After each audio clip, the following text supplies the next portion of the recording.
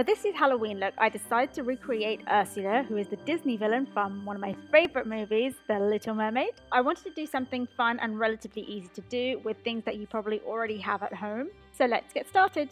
So the first thing I'm going to do is use this glue stick. Yes, a glue stick. And what we're going to do with this is we're going to stick down our eyebrows. And this is a technique that I got from Drag Makeup. Now this step is optional. You can go ahead and fill in your eyebrows as normal, but what we want to do here is we want to actually cover these eyebrows and then recreate new eyebrows just above where our forehead is and make it look like it's slightly more raised. So all I'm doing here is adding glue to the eyebrows and then just brushing through it with a spoolie and trying to flatten the heads as much as possible, just so that there's no texture in that area, because that is basically where our crease is going to go. Then taking the RCMA No Colour Powder, I'm just applying this all over where I put the glue, just to set this in place and make sure that it's as smooth as possible. So when I go over with foundation, you can't really see the texture of the hairs. Then taking the Makeup Forever HD Stick Foundation, I'm going to apply this all over my eyebrows just to make sure that it's the same colour as the rest of my skin and gives me a good base to work with when I'm going to go in with powder on top. Then using a beauty blender, I want to push this foundation into the eyebrows to fill in those extra spaces which I might have missed from the glue and the powder. Looking back, I would have gone in with an extra layer of glue, powder and then foundation, because it looks like my eyebrows are showing through a tiny bit, and just to give it a tiny bit more coverage. Then taking the NYX Micro Brow Pencil, you can use any brow pencil, I'm going to line out where my crease should be. So I want to take this quite high up, a lot further up than my natural crease, and I want to keep the shape rounded. I would recommend using something like a brow pencil over an eyeliner because it's a lot less pigmented, so if you make a mistake it's much easier to correct.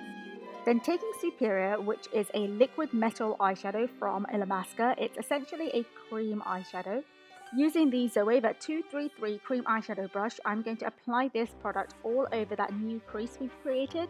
This is going to help create some depth to the blue eyeshadow once we apply it on top.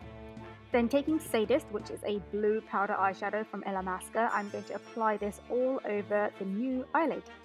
Taking the cream liner from Kryolan in the shade Ebony, this is a normal black gel liner, you can use any kit. I'm going to be applying this into the crease of my new eyelid, and what that's going to do is it's going to deepen it up a little bit more so it looks like it's my natural eyelid. Can you see where the darkness is in my natural eyelid? I basically want to mimic this into my new fake eyelid. Using that same cream gel liner, I'm going to apply that onto the inner and outer corners of my new eyelid just to create some depth and dimension so it looks like it's more rounded. Then taking the black colour from the Jaclyn Hill palette, you can use any black eyeshadow, we want to blend out this cream liner a tiny bit just to make it look a bit more seamless and smooth. Taking the Masquerade palette by Julie's Place, I'm going to take the colour Dahlia and then spray my brush with Fix Plus and go in and apply this to the centre of my new eyelid. Taking a darker blue colour, this is Chi from the Masquerade palette, I'm going to blend that lighter blue colour and the black shadow on the outer corners just to make it seem like a smooth blend. I want it to look almost like a halo eye. Going back to the Jaclyn Hill palette, taking the colour Obsessed, I'm going to apply this right to the inner part of my eye to create that halo eye. I want it to add like a pop of colour on the inside, but I don't want it to use blue because it's not bright enough. And of course, with everything, you don't need to have these two palettes in order to create this look. You can use whatever you have in your collection. It's just what I had in front of me at the time. Now, time to fix those eyebrows. I'm going to go back in with the NYX Micro Brow Pencil and I'm going to draw out the shape of my new eyebrow. I literally had the picture open in front of me because this is the first time I've ever done something like this on myself, and it is pretty scary, but it's not impossible to do. I'd use the brow pencil again because it's easy to redo if I make mistakes. In my head, I was thinking if I could just follow the shape of my natural eyebrow but lift it up onto my, what's that thing called? My forehead, I would just create a nice kind of natural, you know what I mean by natural shape. Then taking that same gel liner that I used before from Kryolan, I'm going to fill in my new eyebrows. It was so weird for me to see my face without eyebrows, but it was even weirder for me to see my face with this kind of eyebrow. It's so funny, I couldn't stop laughing at myself.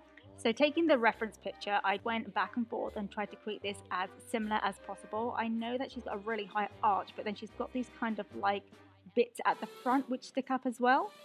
Once I had finished up on the eyebrows, I went back in with a gel liner and deepened up my crease because I felt like it wasn't deep enough. So I just added some more black to that. Then taking some black eyeshadow on a small blending brush, I went in and blended out the edge of that crease to make it look more like a shadow rather than just a line. You need to be really careful here by applying the black shadow just to where the crease line is. You don't want to blend it out too much because you want to create that depth to the blackness right on the crease. Once you're happy with how dark your crease is, you want to go in and softly blend the edges of that crease because you want to create a nice gradient going up into the brow bone. Then taking that blue eyeshadow colour that we use on the eyelid, I'm going to further blend out that black so it blends into something and not into nothing because that will make it more difficult to blend out. And then finally blending that blue out into a purple eyeshadow. This one is Livid from Illamasqua. I wanted to make it look a bit more, natural because the colour of Ursula's skin is purple, so it's going to look more blended once the look comes together. I'm going to be taking the HD foundation from Makeup Forever and the Flash palette from Makeup Forever. I'm going to be mixing in the red and the blue to my foundation. And would you look at that? Perfect match to my skin colour. I'm going to start by applying this all over my face and blending it out with a beauty blender so I can get like a feel of how the skin's going to look. For the areas that need a bit more attention to detail, I will go in with a brush depending on the size. So the bigger areas I'll take a foundation brush, and then the smaller areas I'll take a smaller brush. And also don't forget to paint your ears. Now that the majority of the base is done, I'm going to go in and pay attention to those little areas. So I'm going to highlight under the eyes, on the forehead, just the areas that you generally highlight in. And then I'm going to add some depth to the contour areas and around the edge of my face. I'm going in with a blue colour for the contour instead of a black because I want it to be a bit more cooler. So blue is the cooler colour out of the blue and red that you mixed in, rather than the black because I don't want it to be dark and muddy. Also, if I do this again, I probably wouldn't mark out the contour lines like this. I'll just go in section by section because I found it quite hard to blend out.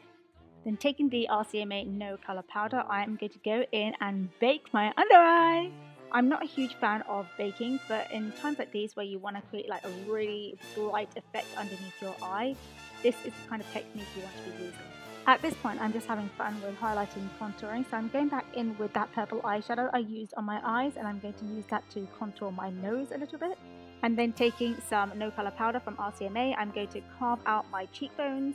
You want to be really careful with how much product you use because you have used a lot of cream on your face at this point, so you want to set it all with powder, but you don't want to go overboard with powder. Then taking the Urban Decay 24/7 eyeliner, I'm going to go in and tightline my lower waterline. You can use any black eyeliner, and then after that I'm going to take some blue eyeshadow and blend that out. And finally taking some black eyeshadow and blending that onto the outer corner of the eye just so it blends into the black on the top of the eye. I quickly popped on some eyelashes. These are Huda Beauty in the in the style Farah.